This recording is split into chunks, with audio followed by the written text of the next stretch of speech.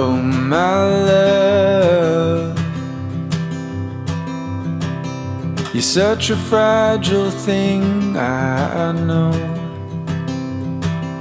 And with the winter comes the ice, the snow, but I'm here to hold.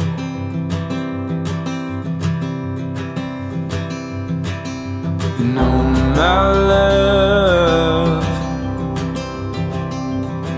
don't worry about the cold just yet. The trees haven't started to shed. Just feel the summer sun as it warms our bed. Hey guys, welcome back to my channel. Today I wanted to show you my echinacea plant and show you how I like to cut the blooms and the leaves to make a fresh echinacea tincture, which if you are not sure what a tincture is, I will explain that here in just a little bit.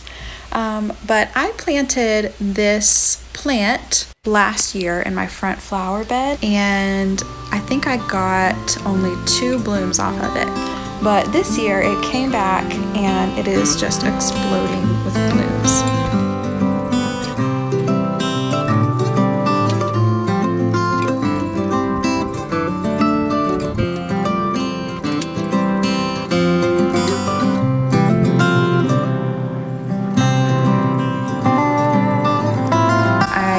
That it was time to get this tincture going.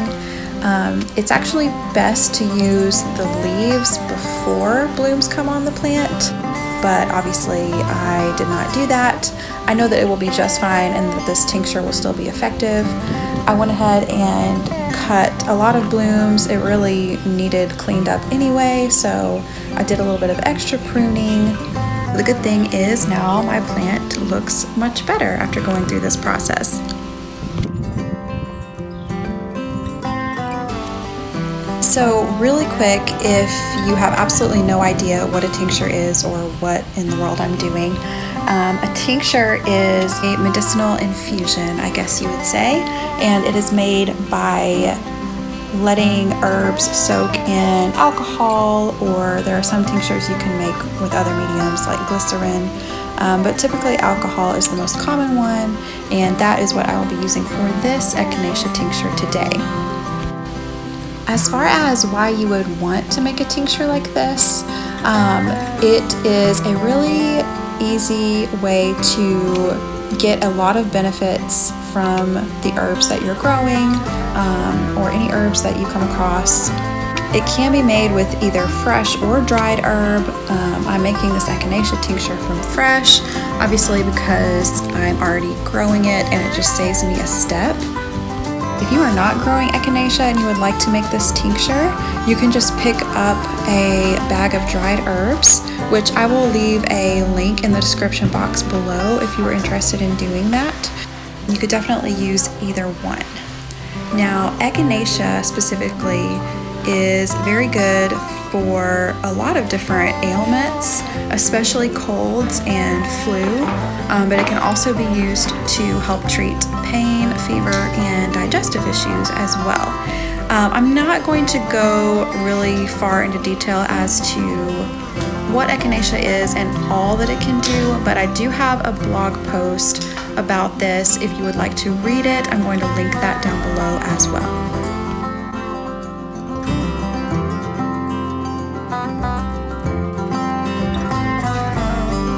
When you're choosing blooms to cut for tincture, you want to keep in mind that the overdeveloped ones, kind of like what you're seeing right here, will not be as potent.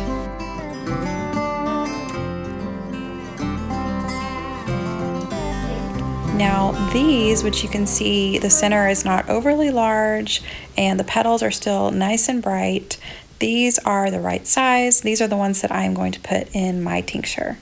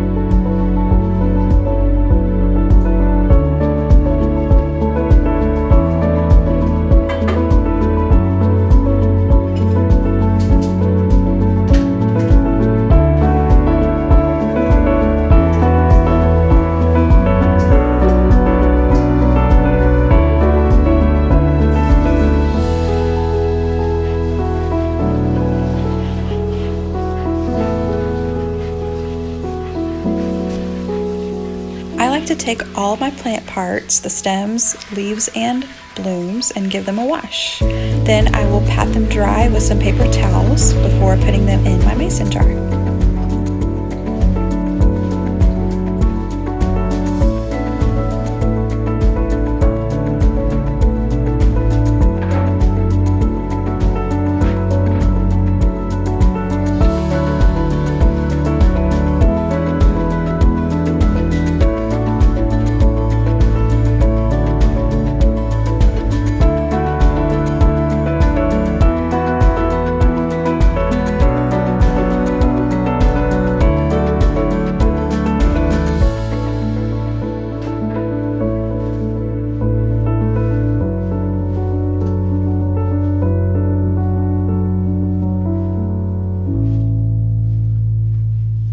Okay, so I am doing a large batch in this video just because I had so much to work with.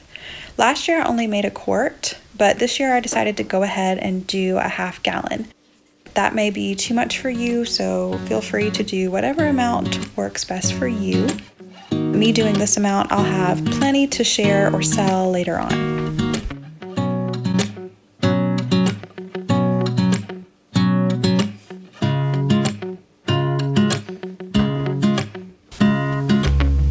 I am using 80 proof vodka for my tincture. I also like to add cinnamon sticks for flavor and for some other health benefits. I explain more about the why behind all of that in my blog post that's linked below in the description. If you'd like to check that out, that will give you some better insight as to why and other things that you can do.